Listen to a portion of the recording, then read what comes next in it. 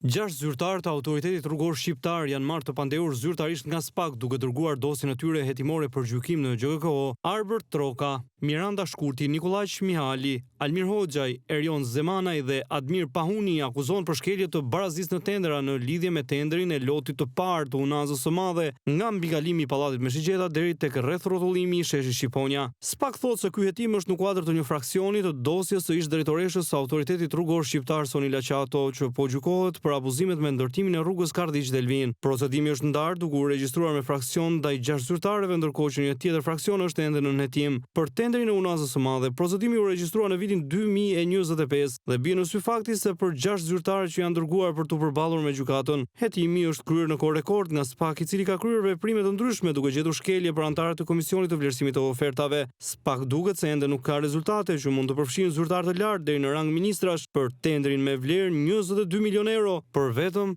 2 kilometra rrugë.